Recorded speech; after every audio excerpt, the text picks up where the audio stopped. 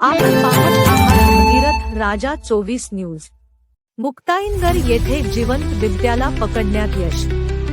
जळगाव जिल्ह्यातील मुक्ताईनगर येथे विश्रामगृह परिसरात बिबट्याचे दर्शन झाले होते, त्यामुळे मोठी खळबळ उडाली होती। या घटनेची माहिती मिळाल्यानंतर 12 एप्रिल 2024 रोजी आमदार चंद्रकांत पाटील घटनास्थळी दाखल झाले होते। त्यांनी लगेच वनविभाग व पोलीस प्रशासनाला कळवले। लगेच वन विभाग व पोलीस प्रशासन आल्यावर मोठ्या कसरतीनंतर बिबट्याला जिवंत पकडण्यात यश आले।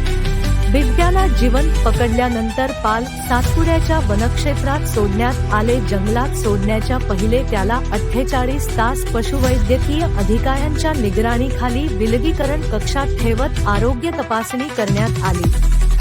बिबट्याला कुठेही दुखापत नव्हती। पचनशक्ती सशक्त असल्याचे स्पष्ट झाल्यानंतर बिबट्याला सातपुड्याच्या वनक्षेत्रात जिवंत सोडण्यात आले। अशा प्रकारे बिबट्याला जिवंत पकडण्यात यश आले होते व त्याला सातपुड्याच्या वनक्षेत्रात सोडण्यात आले। भगीरथ राजा 24 न्यूज साठी किरण पाटील, मुक्ताईनगर।